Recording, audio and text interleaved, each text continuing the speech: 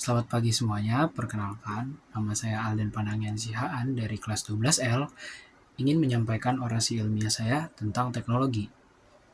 Jadi, kita dengan 6-7 menit akan uh, menyampaikan orasi tentang teknologi. Dan di sini sudah ada naskah yang saya sediakan. Mungkin ayo kita mulai. Jadi, dalam beberapa tahun terakhir, dunia pendidikan dan kehidupan sosial kita mengalami perubahan besar karena hadirnya artificial intelligence atau AI generatif.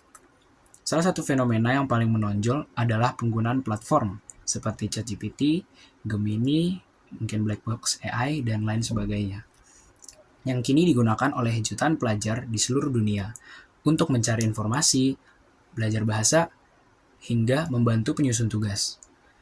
Menurut sebuah artikel yang diterbitkan dalam Journal of Educational Computing Research pada tahun 2024, penggunaan AI generatif meningkat lebih dari 60% di kalangan pelajar SMA dan mahasiswa dalam kurun waktu 2 tahun terakhir.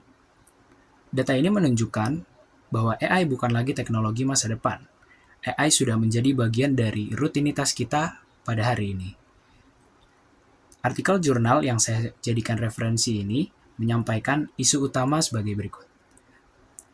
Kehadiran AI generatif mengubah cara pelajar memperoleh informasi dan menyelesaikan tugas, namun perubahan ini membawa konsekuensi etis dan sosial yang sangat perlu dikritisi.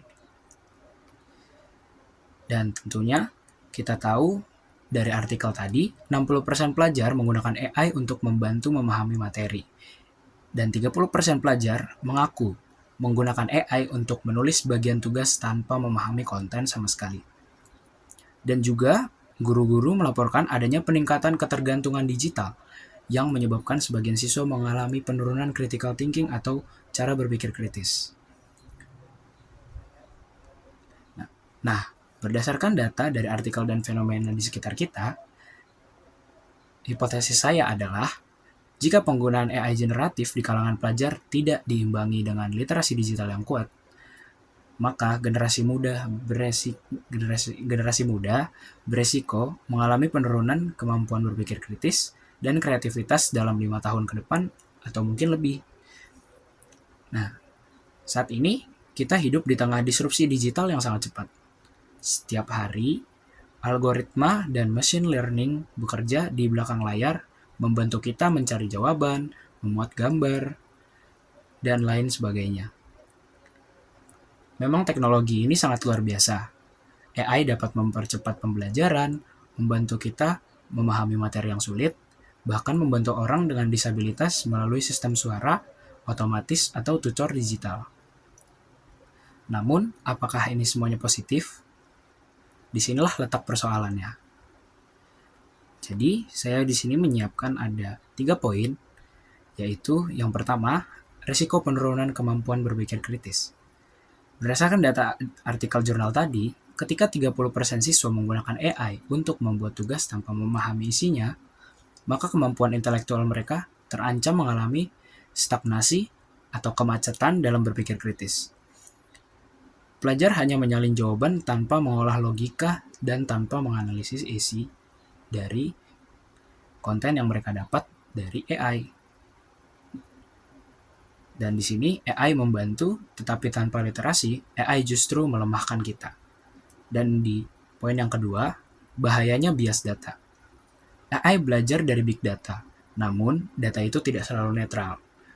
Ada bias budaya, bias bahasa, dan bias sosial.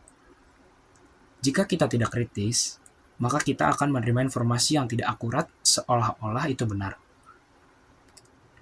Seorang penulis jurnal tersebut menyebutkan generasi muda cenderung mempercayai output AI tanpa verifikasi karena dianggap canggih. Ini adalah masalah etika sekaligus masalah pendidikan yang pastinya terjadi pada hari ini, entah di sekolah manapun mungkin. Dan yang poin terakhir adalah keuntungan besar jika digunakan secara tepat. Meski demikian, kita tidak boleh hanya melihat sisi negatifnya. AI generatif telah membantu banyak siswa, meningkatkan performance akademik, memperbaiki gaya bahasa, dan juga mempercepat analisis data. Bahkan dalam artikel itu, 40% guru mengakui bahwa AI dapat memperkaya pembelajaran visual dan interaktif. Maka sebenarnya bukan AI-nya yang berbahaya, tetapi cara kita menggunakannya. Saya berpendapat bahwa AI generatif harus diperlakukan sebagai alat bantu, bukan sebagai pengganti kemampuan manusia atau kemampuan kita. Seperti kita harus membangun literasi digital, kemampuan memverifikasi informasi, kemampuan memahami algoritma, dan kemampuan menilai apakah data tersebut bias atau tidak. Dengan begitu, AI tidak akan menjadi tongkat penopang, melainkan kendaraan yang mempercepat kita menuju masa depan. Kita tentunya tidak dapat menghindari AI. Teknologi ini akan terus berkembang, semakin pintar, dan semakin masuk ke dalam kehidupan kita.